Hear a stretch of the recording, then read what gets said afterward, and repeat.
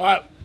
First of all, I want to thank y'all for inviting us. This is pretty special for us to get here and be a part of this conference. My name is Clint Reck. I'm the chief here in Muscle Shoals. I'll let the other ones introduce herself. Go ahead, Mike.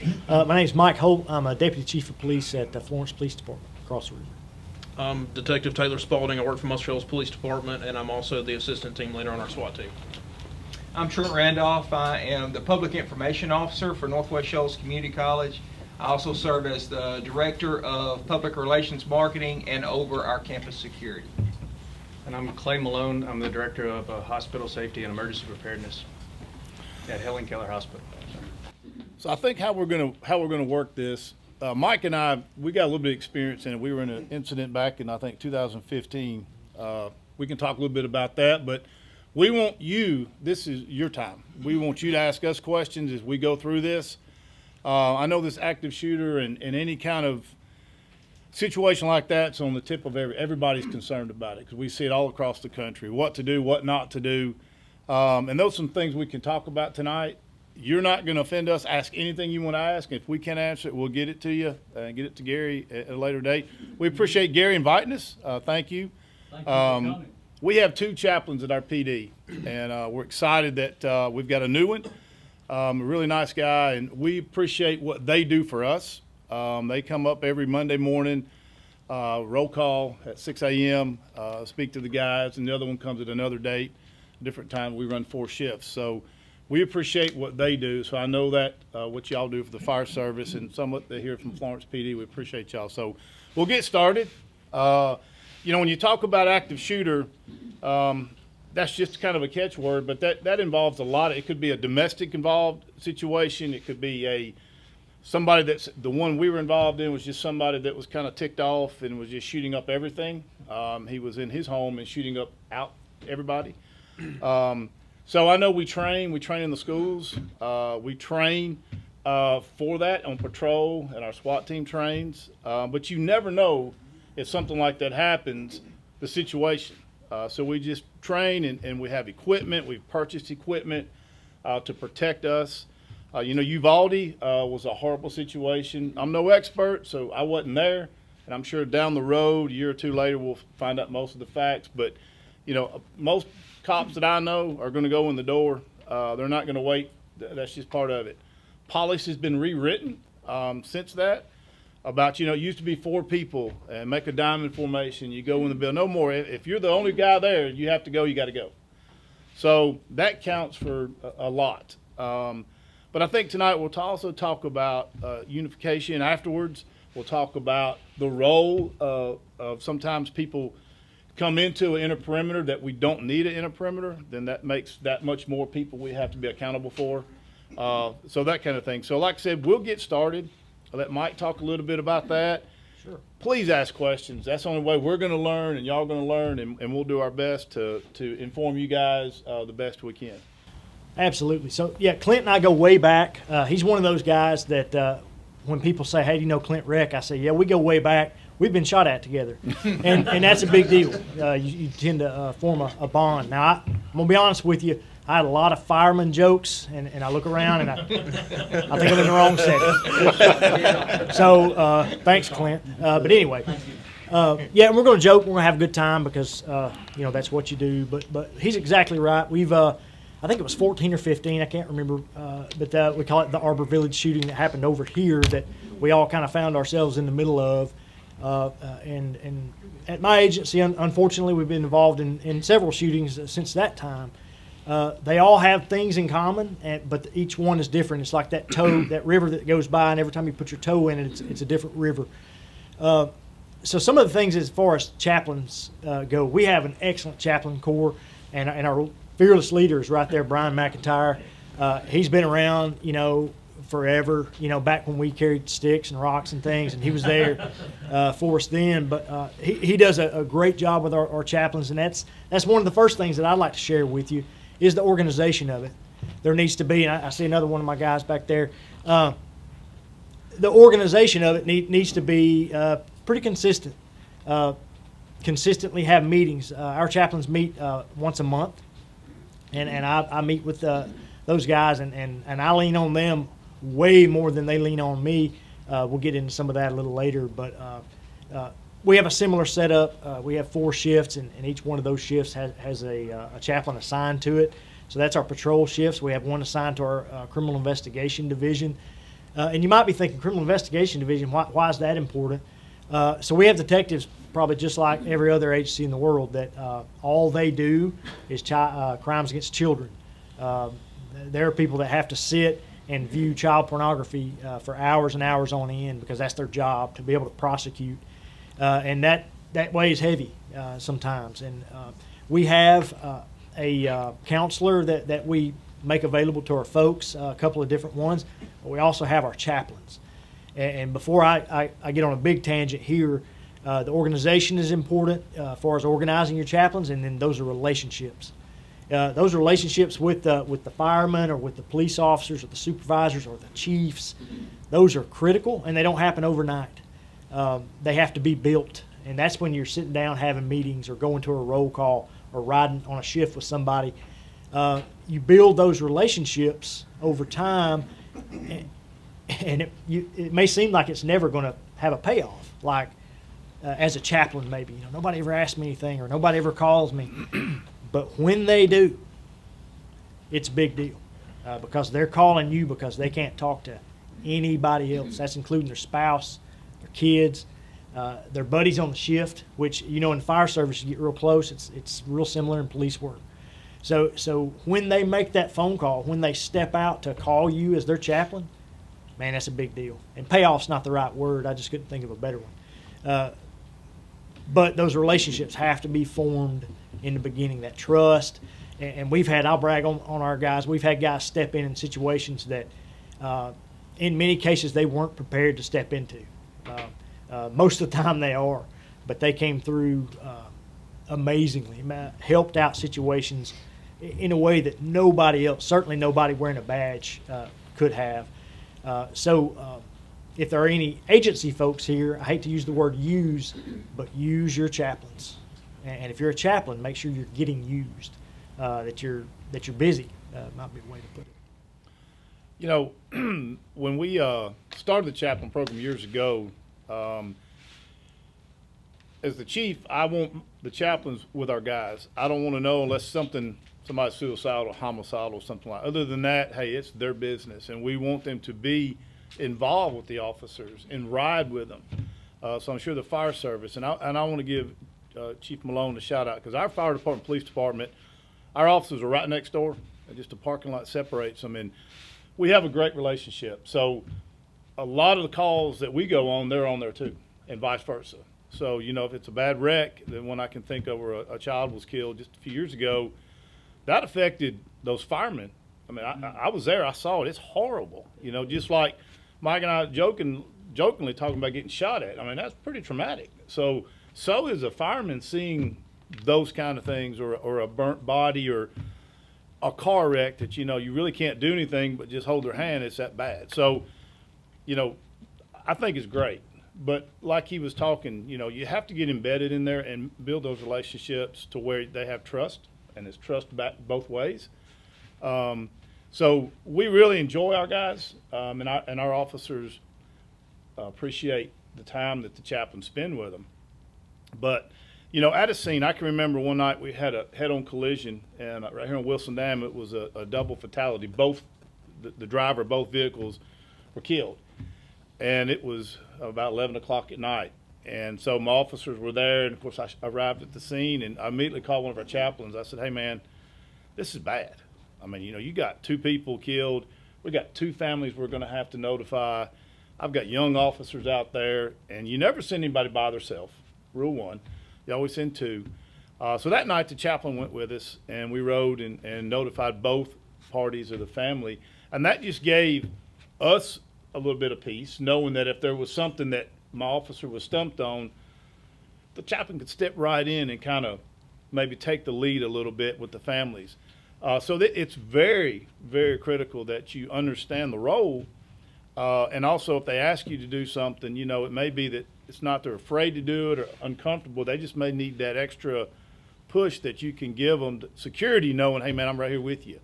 Those kind of things. So it's not just about the shootings and the dead bodies and those things. It's other, involvements that they're involved in.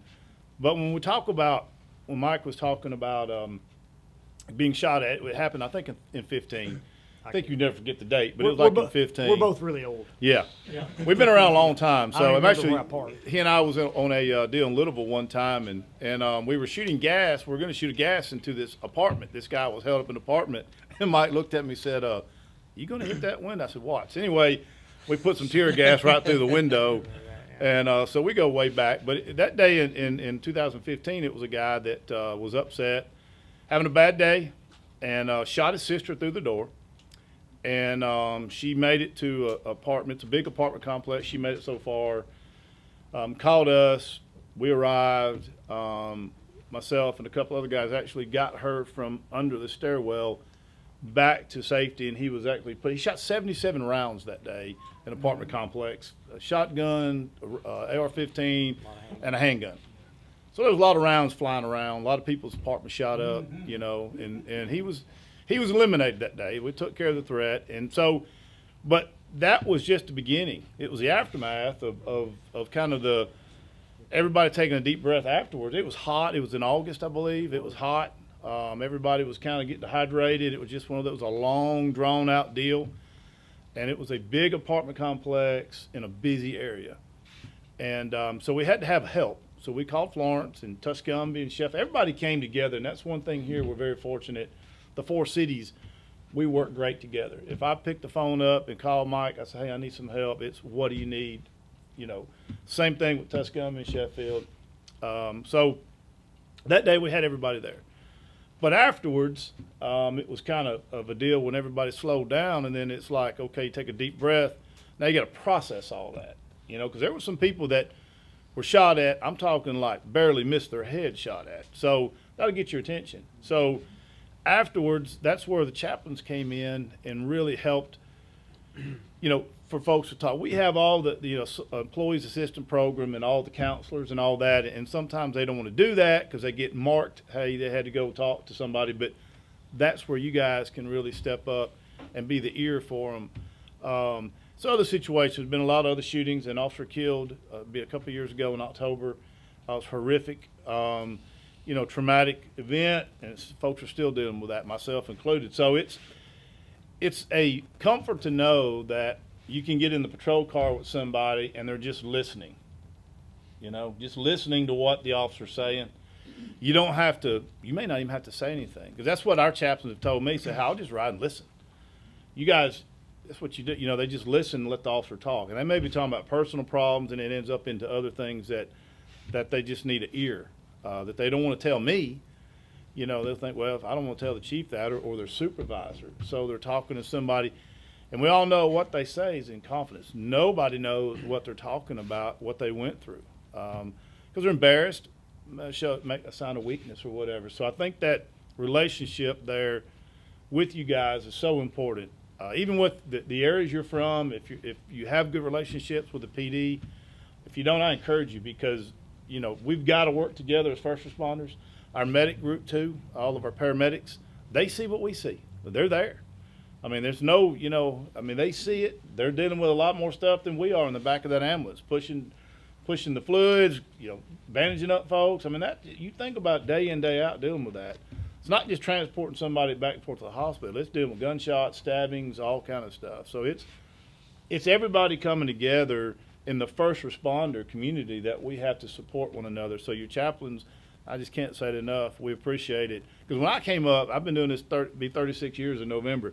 There were no chaplains when I started. You didn't say anything. You just shut up and dealt with it. Rub some dirt on it. Hey man, suck it up, dude. And that's not how it is today. It's because everybody's human. Everybody's got feelings. So that's my spiel on the relationships. It's so important to build them now before something happens, to where if something happens, and it's going to happen, you're more at ease with talking to people and everybody being at ease talking to you. If you show up at a scene, and we're going to talk about that in a minute, kind of know what they expect you to do. Sometimes people show up and maybe, I'm not going to say get in the way, but cross that perimeter, now we've got to focus on you or those people, then take our focus off. We've got to put somebody with somebody else because we don't want nobody else to get hurt. So that distracts from what we're trying to do. And there's a lot that goes on. Some of you, I'm sure, know, but there's a lot of activity going on in a perimeter of anything, whether it be a mass car wreck. If you just, you guys do it for a living, but and then in any kind of critical incident, there's a lot trying to go on and people making decisions, phone calls being made, help being asked for. So that's where, you kind of got to know what that department you're with expects you to do or not do. So I'm gonna let Mike talk a little bit about the perimeter and stuff. I appreciate Chief. So yeah, I'll use that example because the Arbor Village shooting is a great example. And again, there's been several like it that agencies have been involved in here. But since we did start out talking about that one, it's a good one because it had an inner perimeter, had an outer perimeter. There was a lot of chaos in a lot of different ways. But the worker bees were inside taking care of what needed to be taken care of, but it was complicated. There was, for lots and lots of reasons that I won't go into here, it was a complicated situation, as it most of the time is. He's exactly right. Your particular agency, your fire agency, that ask them specifically, because if you've been in fire service or if you are in fire service, you know ICS and front and back, better than anybody probably. The same rule kind of applies. So on the scene, times where we have called chaplains to a scene, we didn't mean the inner perimeter scene. We just meant to the outer perimeter to meet maybe at the command post, the general command post, and it was for reasons like, hey, we've got family here of the suspect that we just killed, or that we may end up having to kill. We have family of officers that have either been killed or are injured or something like that. And if we see that we have people that we honestly, people like us aren't really geared to handle at that moment, chaplain is like the best thing in the world. It's the absolute best thing in the world. My guys have been called at just tragic scenes, and things as simple as doing the right prayer at the right time outside of a hospital is amazing what that'll do. And you local folks probably know what I'm talking about. That happened here. So I'm going to brag on one of our former chaplains. His name is still Bill Barlow. He's still alive. But he was the chaplain that was kind of assigned, I guess, to me and my group at the time that this shooting happened. And if you've ever been in a command situation, your people always come first. So you make sure your people are good. That's what Clinton was doing. That's what I was doing, especially in that aftermath. But you get so caught up in the work. Hey, we got to do this. We got to do that. We got to take care of this. Hey, how's so and so? Hey, make sure y'all call your wives and girlfriends and make sure they know you're. All those things, checking those boxes. But you tend to forget about yourself, which is it kind of comes with leadership. And you don't realize you're doing that until somebody tells you that you are. And that's what happened to me with Bill. Bill would come see us. I forgot what day of the week it was, maybe a Monday or a Tuesday. He'd come into our roll call, and I was the commander of our SWAT team at the time. And he'd do a devotion, but he was what I like to call a regular guy too. He didn't make people uncomfortable. He didn't pull back on his message when he gave devotions. He sure enough gave a devotion, and he didn't hold back. But he was a guy that was approachable. He had built those relationships so well that he was extremely approachable, to the point where people would come to him and they'd talk about Jesus to him. They'd ask him questions, which in our world, that's wow, that's huge. There's a huge trust factor there. But to make a long story short, Bill kind of pulled me aside a few weeks after this happened. Just, hey, how you doing? I said, oh, I'm good, man. How you doing? And he's like, no, that's not what I mean. So he makes up this thing where he's like, hey, I'm going to take my AR out to the AR-15 out to the range and shoot it. And I'm like, oh, yeah, we can do that. Probably, yeah, sure, we can do that. So at the time, I load him up in the truck. We go out there. And if you've ever spent time on a range with people, it's awesome, first of all. But in the lulls, you talk. It's kind of like fishing with somebody. If anybody fishes in here, it's kind of like that because you get a chance to talk. Old Bill was picking apart at my head, and I didn't even realize it. he was just asking like, hey man, you probably don't need to talk about this, but hey, what happened over there? You know, and next thing you know, I'm telling him like what's going on in here. You know, and I didn't have like a breakdown or anything, but I had never, at that point, had never spoken to anybody because it's not what you do. You know, my focus was so much on operational security. I want to make sure officers don't go to prison or indicted. I want to make sure evidence is collected properly. I want to make sure, and it was a multi-agency deal, so, you know, Clint and I were, you know, back and forth business, back and forth a lot. So for me personally on that event, that taught me a lesson. And I've used it on shootings and things afterwards. I seek that out. And I kind of do it inappropriately during our chaplains meetings. Sometimes I'll just go off on something and they just sit and listen like you guys do. So don't forget your leadership. Make sure you take care of your firemen. Make sure you take care of all the people in the chain, but your leadership. Don't forget your leadership because they need you at least as much as the officers do. So that's just, you know, I just want to give a shout out to Bill, you know, and your leadership in that. But that was awesome. You want to talk a little bit about family reunification and what that means? I mean, y'all may know, but that's a big thing when if there's some kind of event that goes on, a train derailment or a house fire, and I mean, you got family showing up, and you've got somebody's got to take the lead, and somebody's got to say, okay, who's going to be in charge when the family gets here?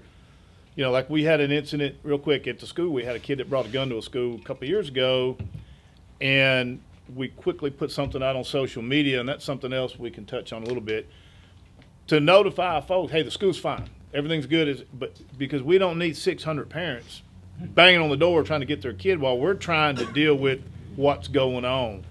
So I think it's huge if we can talk a little bit about that, about what that means and what that means for y'all. Sure. First of all, you know, thank you guys for what you do. I'm new to this role at Helen Keller Hospital, and speaking to Gary, he gave me a lot of insight on what you guys do, what your responses are, and just speaking with him, it's neat to see and going through the hospital and how you guys are utilized or your teams are utilized at the facility. It makes a big difference, and I was kind of amazed by that, to be perfectly honest. So family reunification, we have an area in the facility. It's actually our cafeteria, where if there were a surge of individuals or if we knew that we were expecting a large amount of family members to come in, that's the space where you guys would be set up. And that gives us what you were mentioning as far as extra hands, right? That can speak with those people, can help be, you know, kind of since they're in a holding pattern, they're coming in distressed, concerned, because they think they have loved ones in the building, potentially. And so you guys are that for us, and it just depends. I know the active shooter response was what we were discussing, and that does depend on what's going on as far as access. I think one of the biggest things with the chaplain aspect is just being clear in your purpose when you come into the facility, because we're under a lockdown situation, depending on what that response is, and just when you're coming in, if there's someone that's reached out to you for to come in and speak to someone, or if you're just showing up, what that purpose is. I think that's one of just going through everything that I've seen, because we're assuming that everyone is bad, I guess, per se, and just making sure that you allow, you know, you're clear in what your purpose is there. Sure. On that note, and again, we're a new organization trying to figure out how we can better serve the communities. What kind of identification or credentials do you like to see That's a good when question. somebody shows up? So that's one thing that we've actually looked at, because after Gary reached out to me, I had to figure out more information on what we do as a facility for chaplains. We do have a list. We have kind of an on-call list of chaplains that we utilize, and in conversation with the staff and administration at the hospital, I think, getting that resource contact list and having you guys come to the facility and go through a process. From what I understand, Seth Hood, is Seth in here? I didn't know. I didn't have a face with a name, so I wanted to say. So he is, from what I understand, he is credentialed through the facility, and there may be other chaplains in that are credentialed at the hospital. I think that's great. I think coming in, going through that process, having a badge, it just shows, kind of goes back to the purpose aspect of it. If that's, I know there's other individuals here from different places, so they may not.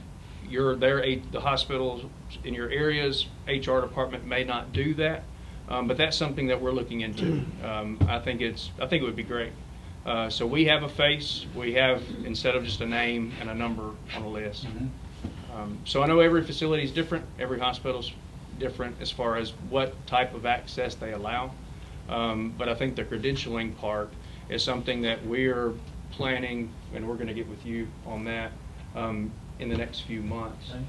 Trying to bring, trying to get faces with names and making that process happen. So. All right, would you have, I know you're going to have a chaplain at the hospital, would you have a hospital representative and a chaplain on scene during say an active shooter situation? So since the chaplain's not ours, specifically, I think that response would be more or less, would be more or less through you guys. We would have a representative. You would have a Well, I representative really in the have, hospital there? Sure, if there was a incident command center set up there, then they would be a part of that response. Okay. Sure. So it'd be up to the police department? Sure. Okay. Or the fire agency, if Yeah. it's somebody coming in. Yeah, sure. So that's a great question about credentialing. So one thing that we do for ours, I see a lot of like fire, the collar shirts, the 511 type shirts. We try to provide that for our chaplains. We give them a winter coat, a foul weather jacket, badges that are they look similar to ours, but they're clearly different. If you look at it, you're like, hey, that's a chaplain. And it's mainly for identification purposes. But we also, I don't have mine with me, but they have credentials. Each one has a hard credential. And for our building, it gives them access to certain areas of the police department so that they can come and go as they please. Somebody calls at 2 o'clock in the morning. We don't want them to have to call a desk officer and it be somebody new and they're like, no, really, I'm a chaplain. So great question. And the same thing would apply if they were showing up at any reunification center or situation like that. At least, like you said, there's a matching face, and you can actually match it to a list and say, okay, yeah, that guy's a chaplain with whatever agency. So that's a great question. And going back to that, when I was discussing it we have an individual that's kind of over that, and with our nurse supervisors, discussing who contacts the individual for what purpose. And they were really quick to say, oh, these are the people that we call, and they were all chaplains. Those were the individuals that they contacted. I wouldn't know that, right? And so I think that's a larger discussion. It's good that we have all you here. Question: so the badges are what you guys utilize? Can I say something? I would love for you to say Yeah. something, Brian.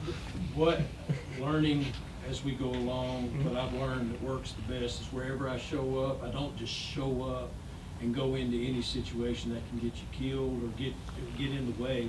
I look for my supervisors, the chief, whoever the command center is. If I went to the hospital and there were none of the police officers there, I'd look for you to find out and show you the credentials I have that we've never met, that I have from the police department, explain it all, and then let you give me permission to do what I need to do. Okay. Yeah, I was gonna add that. Thank you for bringing that up. Just on any incident, period. Our heart is to serve, and we want to run up in there and just get busy serving. But you need to. There's this thing called incident command. You're going to hear a bunch. Yeah. You need to find out who's in charge and let them know you're there, and then get out of their way and let them do their job, and they'll dispatch you when they need to. We're going to discuss that tomorrow about Right. who to talk to when you first arrive on the scene. Yeah. And don't do anything else till you talk to them, which would be the incident commander. Well, and if it's a situation like this, they're going to be real happy to see you. They're going to be like, oh, man, I'm glad you're here. I got some people I need you to talk to. And normally, the one thing is don't cross the yellow line. Don't just walk in past the yellow line to places, because once you get inside the yellow line, that's when they become responsible for you.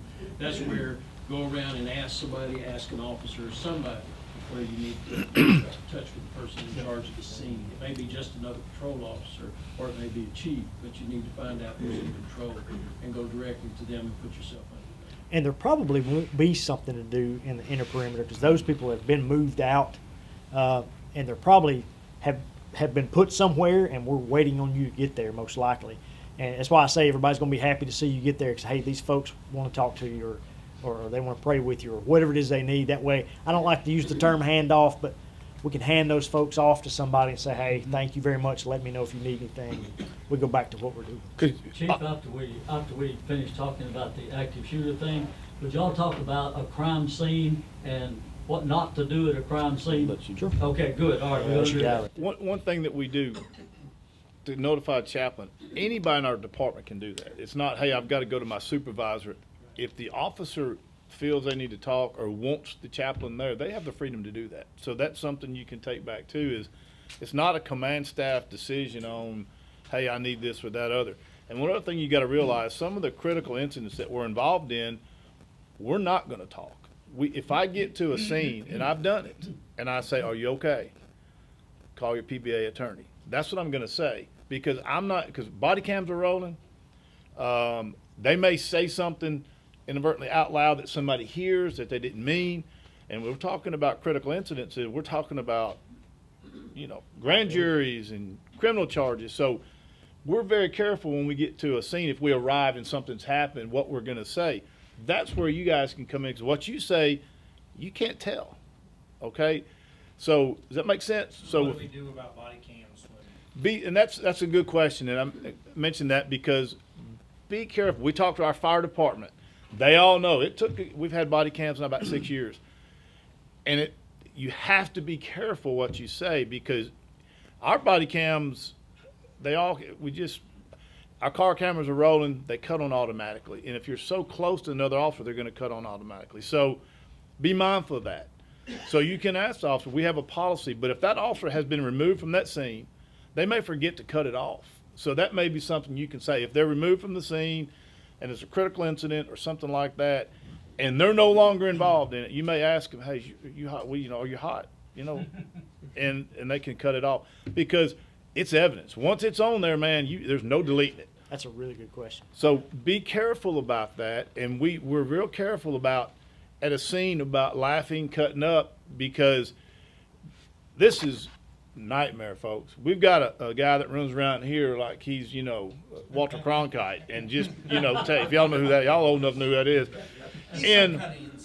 and you have to be careful, because we may be laughing about something that's nothing pertaining to the incident, and it's caught on video that they were laughing about this. So always be mindful when you arrive at a scene, whether it be at a hospital, there's a large family gathering. There's ever a shooting or a killing, there's always family member at the ER, and we're having to wade our way through it, and family members are showing up. Their clergy may be showing up. Their preacher, pastor may be showing up also. So that's a great question. Keep in mind about the body cam. We can't cut it off until they're through with what they're doing, okay? So you don't walk up, hey, how's everything going? You okay? Because he may not talk to you, or she may not talk to you, because they have the body cam on. So we're very careful. Of course, body cams are great. I'm just going to tell you, they're the best thing that's ever been out, I think. I love it when I get a complaint and I can say, hey, let me look at it, and then I never hear back from them. So, and they upload immediately, guys. They're uploaded, boom. The technology today, all our cars are Wi-Fi. They sit down in the car, it's uploading right then. So there's no taking it back, I guess is what I'm trying to say. So be mindful of that on a scene or whatever, what you say to somebody if they're in a tough situation, because they might not realize they have it on, or it's still rolling. One more thing down there, and I'm sorry to keep interjecting. No, This is real life stuff, and this is wonderful.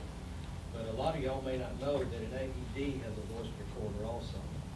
We found out 20 years ago when they started putting them on the pumpers, and we used it the first time, and there was some really bad language that the chief did not like.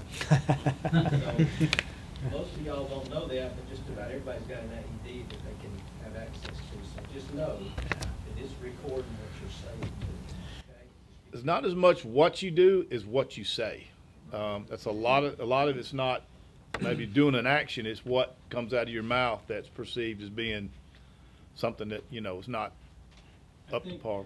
Just for me, just the cautiousness when you're called to a scene where the shooters, we got called over here to the shooters, or when the police officer was shot, we got called to those scenes. But, in approaching that, you find the command staff. But when it comes to the officers, like you said, I mean, that's fair game anywhere. You can move among them if they're not busy doing anything or within the yellow line, and you can talk to them.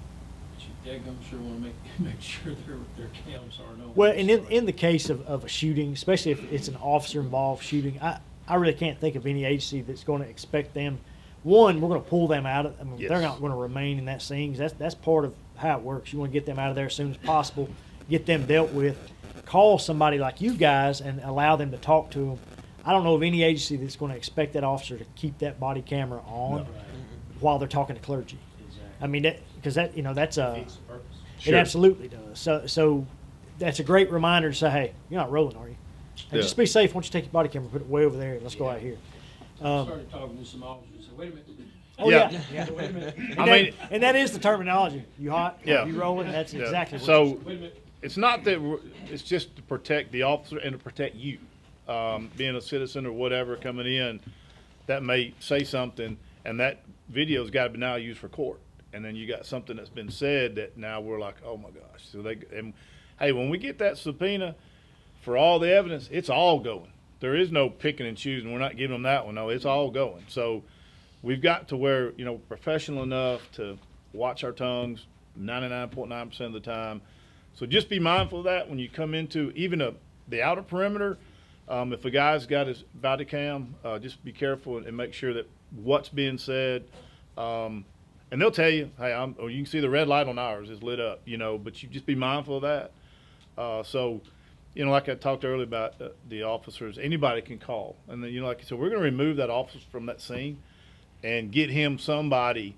If it's a shooting, we're going to take his weapon and I'm going to give him mine, because you don't want somebody standing around with an empty holster, because then everybody knows who shot, right? Mm-hmm. So we swap guns. We're going to protect that weapon and secure it. They're going to give him mine or whoever the supervisor is. So if you ever see somebody with an empty holster, you know what's happened. So you may go back. I don't know what kind of relationship you have, but that's the first thing we do, and we've done that, is swap weapons so nobody's standing there with an empty holster. And get them away from the scene. Quickly. We had an officer who ran over somebody on a bicycle and killed him. It was on night shift. And I got called, it was about 2 o'clock in the morning or 4, I forget, early in the morning, and I got there, and the officer was still on the scene, and I'm like, what is he doing here? Hey, let's go. And he was a supervisor. And I guess the younger guys were like, well, we're not going to tell the supervisor to get out of here. Yeah, tell him to get out. Get him out of the scene, because he was, it was a bad deal. So that's where, if you show up, and, the PBA, I talked about the PBA lawyers, they're going to come on scene. That's kind of what we teach, and that's what they do. And it's to protect the officer from saying something that may get them in trouble down the road they didn't mean to say. But anyway, we try to get the officer out of the scene, and that may be where we take them to the PD, and that's maybe where you come in.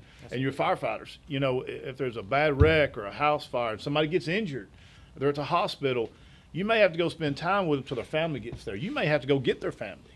You know what I mean? You may have to go pick their wife and kids up and transport them to the hospital if it's in the middle of an event that's going on. So those are things that you can think about as you go back. Hey, what's my role that I can help to take the burden off the agency that you're working for? Family notification is a huge deal. Nobody wants to make that phone call, and it's tough. But now social media, before, now everybody knows right then, and they put so much misinformation out. Y'all know that. Y'all know it's something shared, and it's shared 1,000,000 times. It's like, that's not even nowhere near what happened. And it's internal too. I'll give you an example. Some of our guys, well, that's our SWAT team actually, got involved in a situation a couple of months ago in another jurisdiction up in Tennessee, and this guy's one of those guys' wife. I don't know which platform it is. I'm not a social media person, but it's one of those where, you can see every move the person makes. And it was time for him to be home. It was a night where he was going to get off at 3, but he didn't get home. So she gets on there and looks at the thing, and his dot's up in Tennessee somewhere, and hadn't heard from him. Can't get him to text her back. Where back in our day, nobody was looking for me at 3 o'clock in the morning 'cause everybody was asleep. And there was no way to track where I was, and I would call when I got the opportunity. Well, it's not that way anymore. So you may get notified by a spouse, somebody's child, and it may be something not silly, but it may be something like, hey, daddy's not home yet, or mama's not home yet, and they should be. And those relationships I talked about, now you're comfortable enough where you call somebody that you got a relationship and say, hey, man, is there something going on with this guy so that I can give them some peace of mind? The way you serve is there's so many different ways. And sometimes it'll seem like it means nothing, but it does. It's a big, big deal. When you made that question a while ago about wanting to get there and help, and we'll talk about the crime scene, I'm going to let Taylor talk about that, about inside a crime scene, what it means of kicking a shell casing around. That's huge. Stepping on something that's, cigarette butt, those things are critical because you may not think about it, but they are. So Taylor, talk a little bit about a crime scene. So I'll touch on a couple points that I've kind of been making mental notes of. As chaplains, you're really in a unique position as far as timing and opportunity to help a lot of different people. So starting with the crime scene, once you get on scene, obviously from a detective standpoint, you're probably, because obviously police, fire, we're all going to intermingle along with paramedics and everybody. So I'm kind of using a broad stroke there, but whenever you get to a scene, obviously, just like McIntyre said, you're going to want to make contact with somebody that is going to be in charge or someone that can lead you in the right direction. And chances are you're not going to be inside of the scene, but you may be in an opportunity where you could help, an officer, a firefighter who just saw a child that was deceased. There's a ton of people, but also one thing you want to kind of keep in mind is a lot of those times as well, helping a paramedic or fire or police may be a little time after the actual scene, but on scene, most likely you're probably going to be making contact with, victims' families, things like that. And I kind of made a mental note of one thing that you might want to just be mindful of is obviously if you're talking to fire, EMS, police while you're on scene and the camera's off like we've been talking about, then obviously the conversation is very open at that point between you and whoever you're speaking with. But if you are put in the position where you are going to talk to someone who is maybe victim's family or a victim in general, because sometimes victims turn into suspects. I mean, you just never know. So you really kind of want to be mindful of asking specific questions, and a lot of the times you really want to let them, obviously like you all do now, you kind of want to let them vent and just talk to you, because you might run into an issue later on, kind of like with the body camera deal, where if you start asking specifics, you may come into an issue later on where obviously some of you are firefighters and work with the police, but you essentially wearing that scribe on your shirt, you are a representative of one of these departments, right? So essentially you are going to be a representative of the department of the state. So if you start asking questions that are specific, you might run into some kind of trouble, essentially. So definitely make sure that you're kind of leaving the conversation open. Another thing that I was going to touch on a minute ago, of course we'll get back to questions about crime scenes, but another thing I was going to touch on a minute ago, speaking of timing, is a lot of the times you have the opportunity to speak with so many different people. And one thing that I've learned recently from getting closer to one of the chaplains that we've had coming around a lot more often is a lot of the people that are with the fire department, police department, paramedic, whatever the case may be, a lot of them may have been religious at one point in time, or they're semi-religious, or they might be very religious. But I encourage all of you to make sure, just as you spoke about your old chaplain that you felt comfortable talking to him. And just like I feel really comfortable talking to one of our chaplains as well. So the more appearance you make, I know we all have busy lives, but if the more appearance that you make, the more comfortable somebody's going to feel.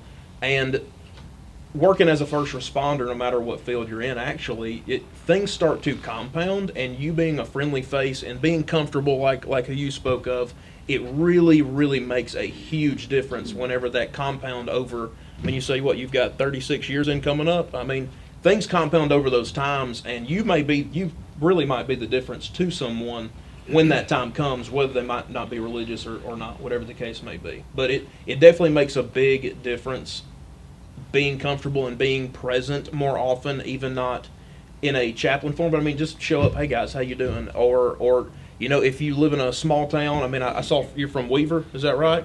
Small town, not a very big department, but you also have the opportunity, there's several other small towns through there. If you're out riding around during the day, stop by and talk to the other guys at small departments that don't have anybody, don't have the resources like Muscle Shoals, Florence, Sheffield, Tuscumbia, that has a pretty big department and has chaplains. A lot of those folks don't have them. So you're really all in a unique opportunity to be able to branch out and make a difference across a very, very broad stroke of people. So Can I ask a question about, at a crime scene, I remember I had to sign in and sign out.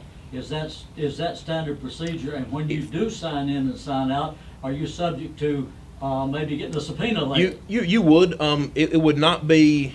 I guess it depends on department policy wherever you're working at. But a lot of the times, if you enter a crime scene, you will be listed on a crime scene log. Okay. So, but like I said a minute ago, the most of the time you're probably not going to be actually inside of the scene. You're going to be somewhere in the perimeter, given any type of help resources that you Are can. you subject to a subpoena? You could be, yes. Okay, then go home and write down everything that you did or said that day so you could remember You 6 months you later. very well could if that helps you. If you're Yeah, anything like me, yeah. you'd forget by the next week. So. Yeah, the case isn't over like TV in an hour. Y'all know that. It's maybe 6 months, maybe 3. We still got a murder case been going on 5 years. So, it takes forever. But I want you to touch on, like he's at Shoals Community College. That's a huge facility with thousands of students. That's mass chaos. You can imagine trying to respond to something.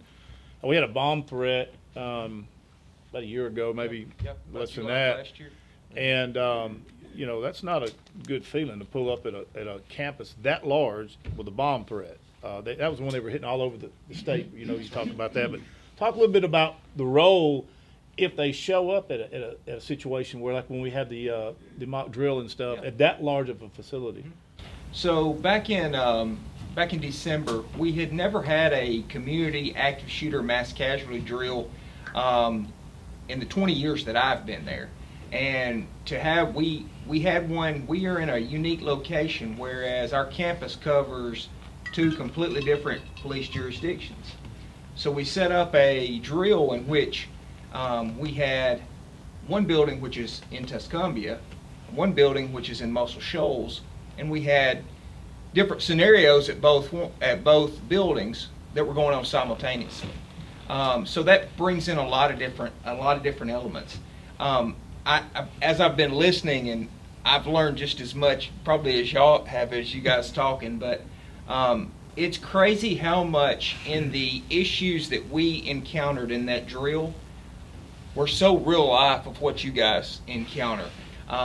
Communication, huge issue.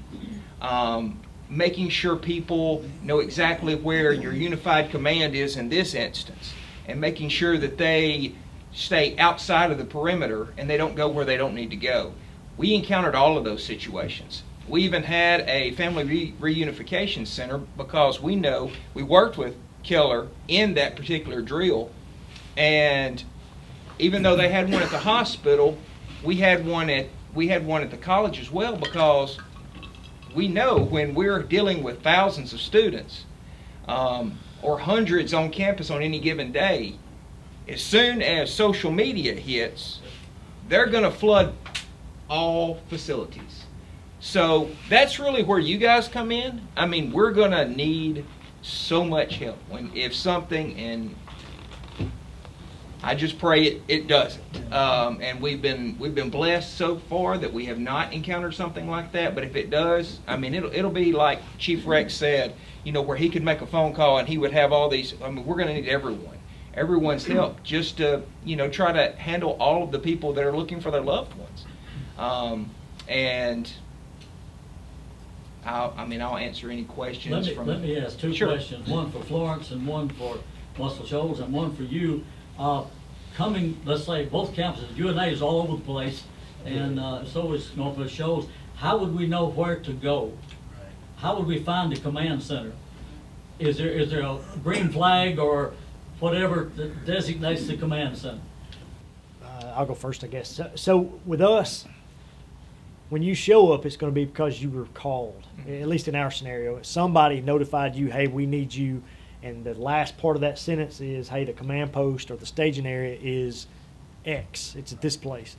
In our case, we have a clearly marked actual command center that we have, but that might not be where we have you go. So that initial, if it's a text or a group me or whatever it is, it's going to say, hey, Brian, can you have as many of your guys as possible meet us at the corner of Irvin and Seminary, because that's where we're going to be staging everybody to be at. And that way they know before they ever leave the house, hey, that's where I'm going. Okay. And even if they don't aren't familiar with that location, it's good to know that before you leave, because you can plug it in your phone and it'll get you there under stress. So that's the best answer I can give you. I think that's just exactly the same. I mean, I don't, we're going to know, hey, if you're contacted or an officer calls you or dispatch, say, if I get on, hey, get somebody here, get one of the guys here, Sunil here, or Ryan here, they're going to know where to go.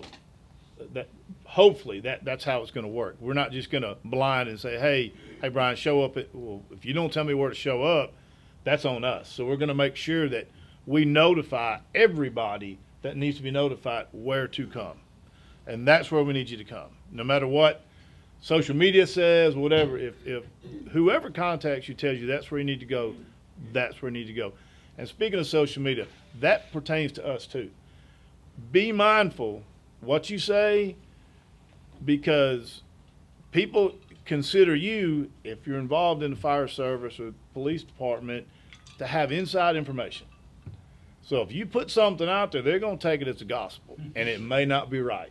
And you're going Information's better than wrong information. Sit down back with another question. Sure. Trent is the PIO. Yes. Not everybody in here, I don't think, understands your role. Would you explain that? Yes. And let me throw this out there before you explain it. He does a very specific job. Just any major incident, there's going to be a public information officer on the scene. If somebody runs up to you with a microphone and starts asking you questions, do not jump in there, okay? You might want to be on TV, but you don't need to be, because you don't have all the information. So, Trent, would you explain that? Sure. And and before I get into that, I want to kind of piggyback on what they said as far as a location. Just because, say you had two separate incidences as far as an incident command post or where you're directed to go, from a campus perspective, we may have an event that takes place in a command post, might be on X building, but then it may happen at a different point of campus next time, and it may be at a different location. So just because it's at one location one time does not mean it's always going to be there. So make sure that you have your information for that specific instance. And now going back into the public information standpoint, that's one thing in our community drill that we did, is all of the PIOs for fire, police, we all got together. We would all be at the command center, and then we would have a place where we're going to stage the media. And then at the end, what we did is we would gather all the information. I was talking about how hard it was. You had mixed up information, different places. It's really hard. I mean, it was hard from us, even in our drill, to get, okay, X number of casualties. Is that what you got from the hospital? And we're talking amongst ourselves with PIOs. And then we set up a briefing at the end after everything is concluded. Obviously, in a drill scenario, like Chief Rex said, it compresses the time frame a lot more than it would in real life. But that's what is so important. Don't schedule a press briefing until you have all of your facts. And it was great. We had a mock briefing at the end where we got in front. We had people that asked us questions as though they were media members. And it's like he said, no information is better than misinformation. That's 100% right. And I mean, there's one said how many times there's been press briefings and somebody talked too much. They speculated too much. I can touch on that. My first day as chief, we had a homicide that day. I'm sitting in the auditorium doing an interview at Channel 19 about getting the chief's job, and one of the dispatchers sticks her head in the door and says, "You got a phone call." I said, "I'll get it in a minute."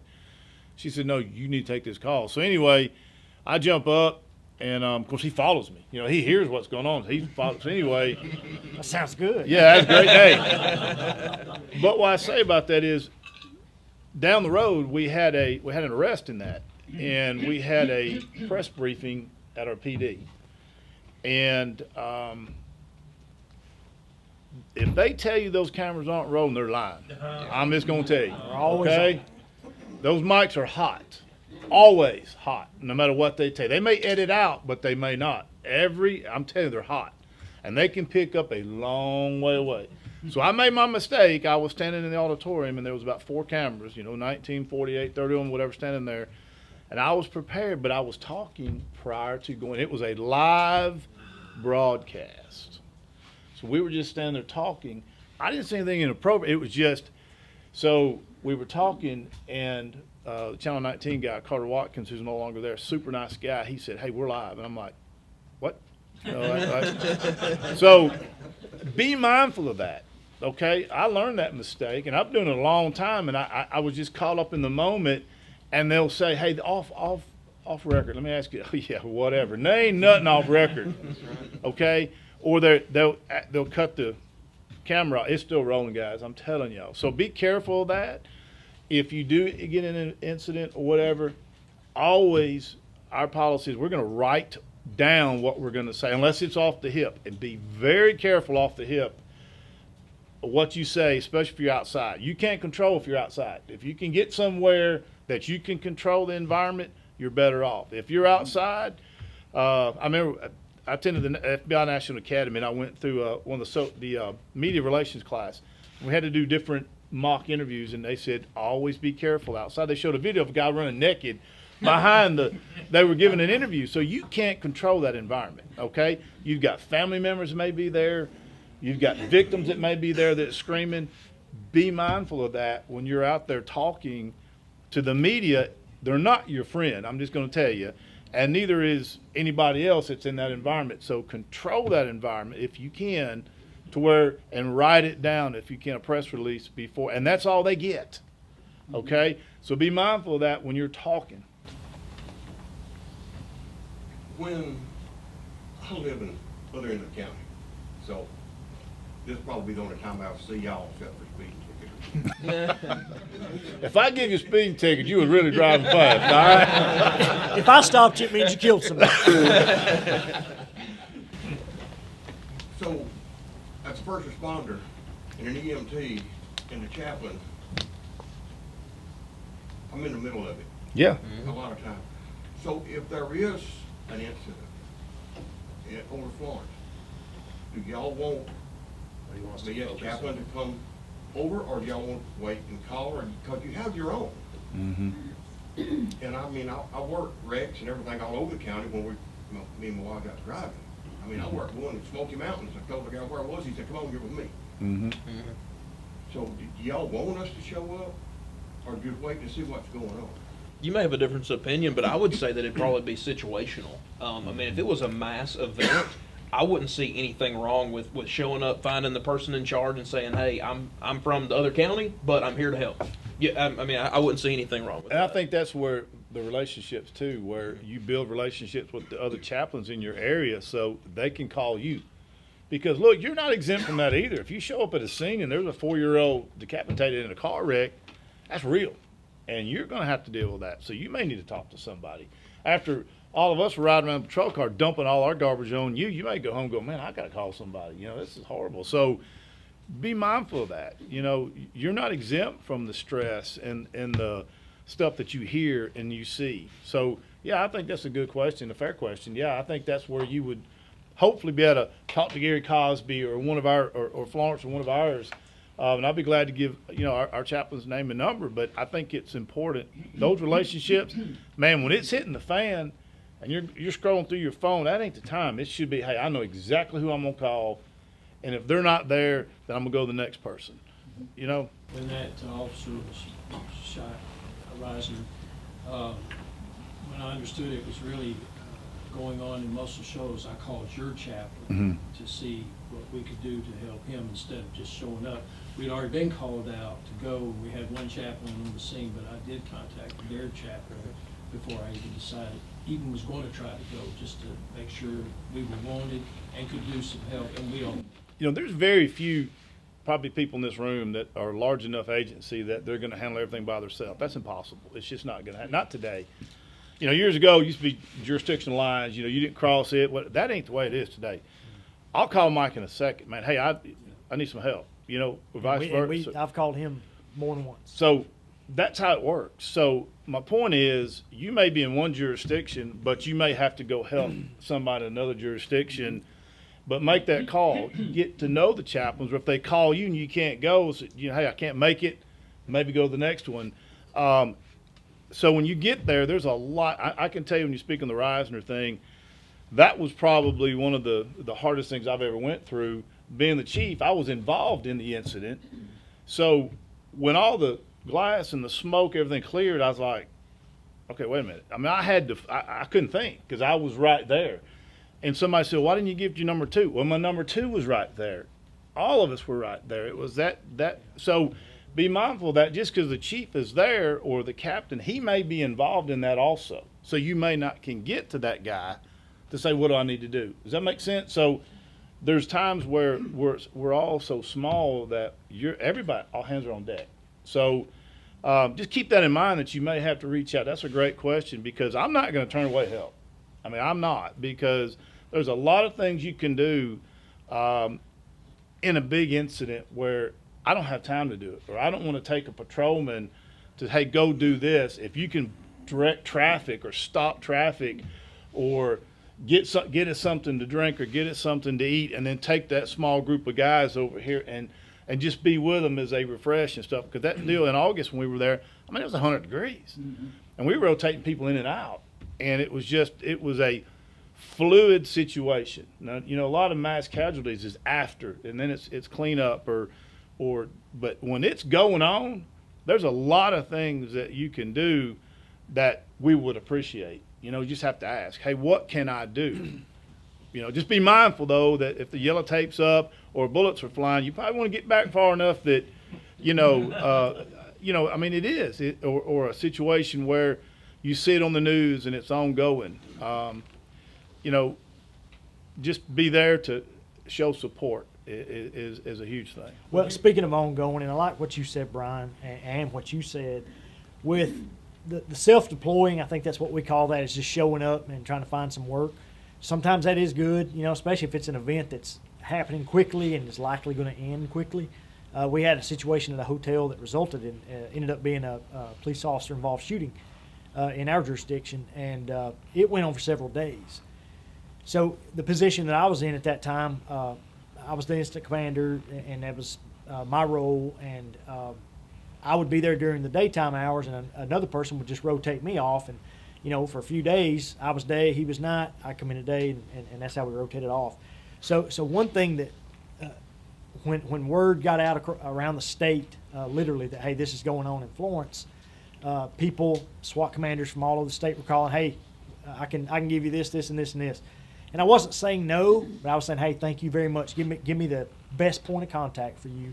I would take that information and I would shuffle it, and I put them on a rotation. We ended up using, I think, a total of, because y'all were part of them, 3 teams, maybe 4 teams that we rotated off, different pieces from different teams. The same goes with chaplains. What I would likely do if you showed up there, I'd put you in contact with that man right there, because he's our guy. That's where in the beginning when I was talking about organization, he's the one. He knows how many chaplains are going to be able to be there. He might even set up his own rotation of, hey, we're going to have these 3 here. They're going to go home, and these other are going to come in. How he does it is none of my business, because I got a lot of other stuff going on too.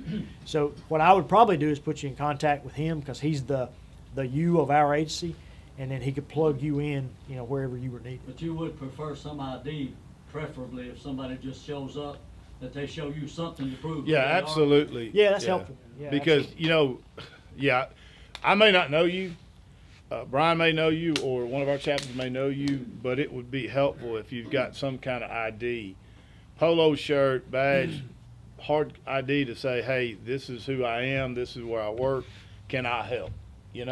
And that's going to make the guys on the perimeter, and that story he's talking about, I showed up like the day after it started, and I pulled down just to see, because my guys were down there, and I forget the guy, he wasn't a deputy, was working the road, and I pulled up, he said, you can't go down there. And I said, well, yeah, I got to check on my guys. He said, you ain't getting through. So he did a real good job not letting me through. But so my point is, be identifiable, to know somebody knows who you are, and they may tell you no. Don't be offended by that. It just may be that there may be something going on that you don't need to be involved in, You see what I'm saying? Or they might be able to plug you in later Yeah. because this thing may go on for 6 Yeah, months. so don't get burnt out, hey man, or get upset, hey, I showed up and they won't want me there.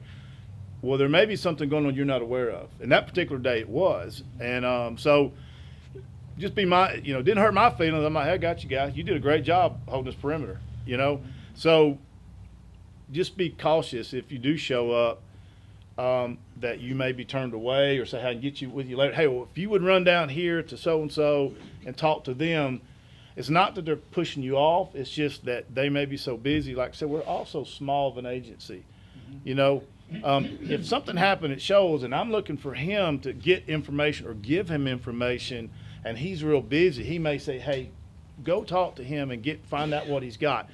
But be careful about that because the old thing where you tell him and he tells him and he tells him, time he gets back around, it may not be correct. So write it down, so just be careful. It goes without saying, I know I arrived one time at a car wreck where an officer's been involved with a wreck, and I passed through a series of 5 officers within that. Now, I'm the chaplain, so it wasn't a confidentiality type thing. But when I showed up, I said, okay, what's happening? The first officer tells me it was different from the second officer. The closer I got, the story kept changing. And even when I got there, none of them had it right. So you Yeah. gotta be real careful of what you hear because even the guys there are going on information that they're picking up. Well, not everybody on the scene knows. You know what I'm saying? If you're on a critical incident or a bad wreck or a structure fire, people that's coming up, they might not know what's going on. Because they're not there, and you don't have time to break it down and say, okay, this, and this until you need to. So that's a good point. That If you quote something, it's so easy to have information when you hear misinformation going on to want to correct that. If you get quoted in the paper as Florence Police said this, and you're not Florence Police, you're a chaplain, not a good thing, not a good place to go with that. Yeah. So never say anything, just always put it off to the idea that, well, somebody will be here to tell you that. And I don't have that information, or I can't give you that information. and if you got that emblem on a shirt, they're coming to you because they're going to think, okay, he's got information. I can butter him up. I can talk to him. Same like at the hospital. Media will look for somebody they think they can get info. Absolutely. Same at the hospital. Supposed to look dumb or something. I mean, You're so approachable. Yeah. I can remember on night shift, there'd be a shooting or something out in the county, and they'd show up at Shoals or Keller, wherever, and there's just the family gets there quick. They're all everybody gets there. So when that would happen, we'd have to find somebody from the hospital. Okay, who can we talk to make sure that, first, they don't want everybody in the ER. They want everybody, but you're not going to be able to run them off because they outnumber you. There's 100 people out there. You don't want to make them mad. So be mindful of that too, that, when you get to the hospital, if you're rolling up in an ambulance or whatever, and there's a lot of people, try to get somebody at the hospital that's got some kind of authority to say, okay, this is what we're going to do. We're bringing people in this way. We're bringing people in this way. So you if you cross that threshold into the, you may all have the passcode to get in the ER door or whatever. When you get in there, find somebody that can tell you what to do so you're not doing something wrong or getting in the way but always be careful what you say because family members are listening and everybody's recording. So I'm not sure what the role of the firefighter chaplains would actually be in public, but our number one responsibility here is just officers. Yes. We don't show up ever to take care of a crowd or families unless the officer said, I need you to do that. Yeah, but we often do because That's we're what I'm involved saying, there's with a that. different. By the way, too, if you show up in your car, every one of you should have a visor ID. If you don't, be sure you get one before you leave here, Yeah. because an officer will see that and understand who you are before you have to say anything. Yeah, we had a wreck the other day at Wilson Dam in Avalon, and I was pulling up and driving an unmarked Tahoe, and I could see my guy coming at me like, "You're not parking right there." And then as he got closer, it's like, "Oh, hey." So that's a good point because if they don't know who you are, they're going to turn you away. Because that's their job. Hey, man, I don't want nobody past this point. Yeah. And like that dude in Florence that day, he said, "You ain't coming in here." So be mindful of that. It's not that they're don't like you. It's just, yeah. Well, That's do y'all have, we're a little over our time limit. Y'all have done great. Thank you. Do y'all have questions you hadn't asked yet? We've got a little bit of time for questions. Please ask them. If you think it's a dumb question, it's not. So please ask that question. how do you decide that when police are there and fire is there and anybody else, it might be something on campus, how do you decide who the on-scene commander is? In the Air Force, we always, somebody's in charge, here's the command post, here's the liaison, so how do you decide? Well, usually the highest ranking person on the PD at that particular moment. Now, he may be replaced with somebody higher than that, depending on the situation, but if it's an ongoing, we have time to replace, that may happen, but usually the highest ranking, if it's an officer, like the deal back with the officer involved shooting, we were all there. And there were people, ranks, that were making decisions, doing things that needed to be done at that particular time.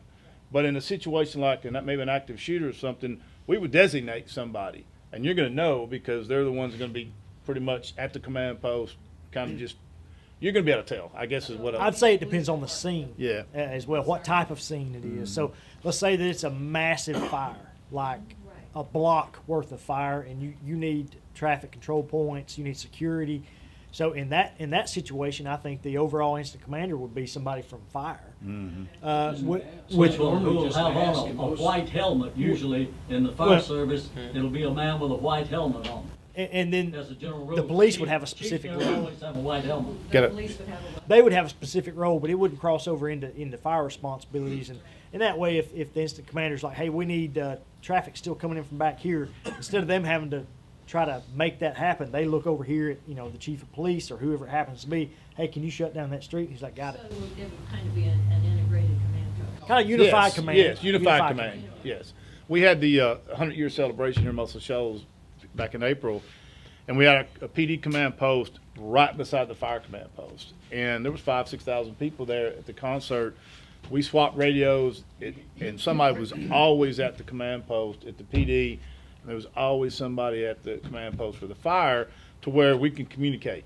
That was just a good example. It was a good entertainment night, but something could have happened where they're assigned to that point, and that's the point of contacts right there. Of course, we had all the command posts set up. People knew, hey, that's police, that's fire. But in a fluid situation, like you said, depending on what kind of incident, if it's a major house fire, that ain't my show. That's the fire chief's show. You tell me where you want me to put our guys so we can block the road and nobody runs over your fire hoses for you. That kind of stuff. Active shooter, police would probably most likely be the incident commander with support from And EMS from an and fire. on-campus standpoint, we would do the best we could in an active shooter situation. We have armed security guards, but as soon as police got on scene, we would relinquish immediately to them, to whether that is trying to set a perimeter, whatever we could do in order to assist them. But you would keep somebody at the command post that's Yep. Yes. Yes, always somebody's going to be there. You had a question back here? I know we train, which, like he said, the chief will have a white helmet, plus they'll have usually a bright green vest on. Your IC will have a big vest on usually. Police representative's going to look a whole lot like this. If it's 3 o'clock in the morning, probably have a ball cap on and a polo shirt, and but it's we had a house fire when all the power went out here, and it was in a big neighborhood, it was a huge house, and it caught on fire, and I was out during the night, and I was blocking intersections. I pulled up, got an intersection, so whatever they wanted us to do, that's what we're going to do. So we're not gonna cross that line and say, hey, this, that, and other. That's their scene. And they know that we have two fire medics, actually one now, right? One fire medic. He's a fireman, but he's on our SWAT team. So that really helps build the relationship too, and we do the training. But anyway, you don't have to worry about us crossing that line, and we don't have to worry about them crossing that line. They don't want to, first of all, because they don't want to be involved, and we don't know nothing about fire, so I don't want to be involved either, unless you tell me what I need to do. So. That's a good question, but at a major event, somebody's gonna be at that command post. I want you, two or three of y'all come pass these out. This is a booklet called Active Shooter that is some really good information in it.